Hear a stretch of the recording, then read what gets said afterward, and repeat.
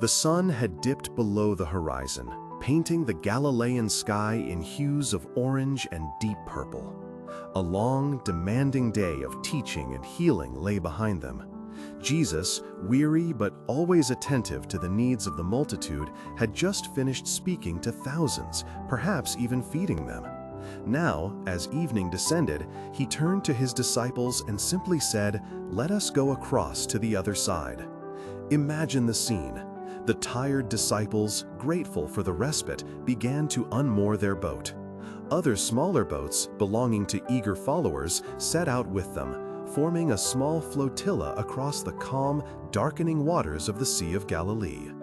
It was a familiar journey, one they had made countless times. The air was still, the gentle lapping of waves against the hull a soothing lullaby. Jesus, exhausted from his tireless ministry, found a cushion in the stern, lay down, and almost immediately drifted into a deep sleep.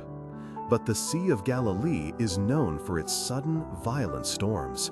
Nestled low amidst surrounding hills, it acts like a funnel, channeling strong winds that can sweep down without warning, transforming its placid surface into a raging tempest in mere minutes.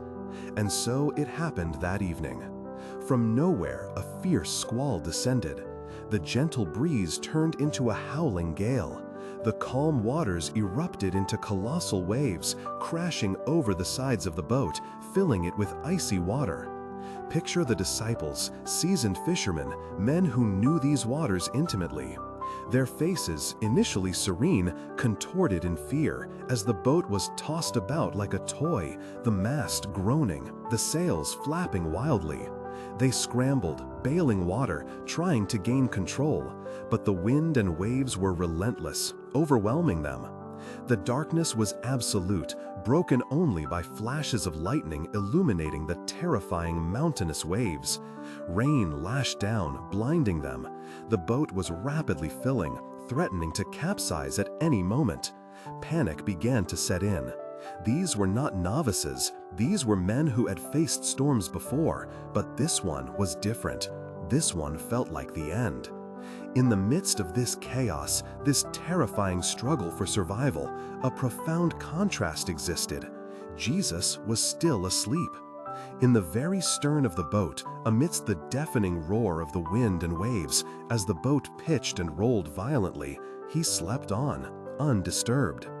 Finally, in utter desperation, their voices strained against the gale, the disciples stumbled back to where he lay.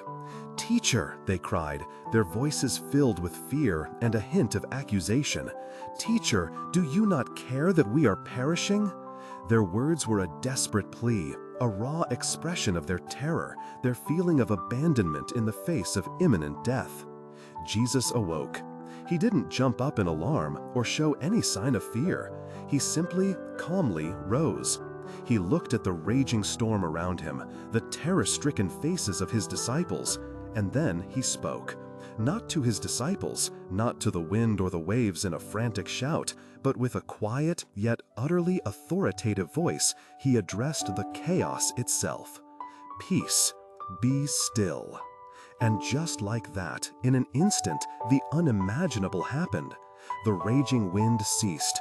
The towering waves flattened. The sea became perfectly calm, like a polished mirror. The transition was immediate, absolute, unnatural. The storm that had roared moments before was gone, vanished as if it had never been. The disciples were stunned. The roaring wind and crashing waves had been terrifying, yes, but this sudden, absolute calm was perhaps even more unsettling, more awe-inspiring. They looked at the placid water, then at each other, then back at Jesus. A new kind of fear, a reverent awe filled their hearts. It wasn't the fear of perishing, but the fear of encountering something truly divine. They whispered among themselves, "Who then is this, that even the wind and the sea obey him?" Jesus then turned to them, not with anger, but with a gentle yet profound question. "Why are you so afraid? Do you still have no faith?" Consider for a moment the profound lessons embedded in this incredible story from Mark chapter 4. We, like the disciples, often find ourselves in the midst of life's storms. These aren't always physical tempests. They can be financial crises that threaten to overwhelm us, health scares that bring fear to our doors, relationship breakdowns that leave us adrift, or overwhelming anxieties about the future that feel like waves crashing over our boat. We bail, we struggle, we try everything within our power, and sometimes we too feel like we are perishing. And perhaps, like the disciples, we might even feel that Jesus is asleep in our boat, seemingly unaware or unconcerned about our plight. We might cry out, "Lord, do you not care?" This story reminds us with breathtaking clarity of a foundational truth. Jesus has absolute authority over all chaos. He is not merely a wise teacher or a powerful healer. He is the Creator, the one who spoke the world into existence, and therefore the wind and the waves obey His voice without question. No storm, no matter how fierce, is beyond His control. His presence in the boat, even when seemingly asleep, is crucial. He is always there, even when we don't perceive Him, even when our fear blinds us to His nearness. And when we finally turn to Him, when we surrender our struggle and cry out, He awakes, not to panic, but to peace. His command, "Peace, be still," is not just for the elements of nature, it is a command for the raging turmoil within our own hearts. The gentle rebuke He gave the disciples, "Why are you so afraid? Do you still have no faith?" is an invitation to us. It's a call to look beyond our immediate circumstances and remember who He is.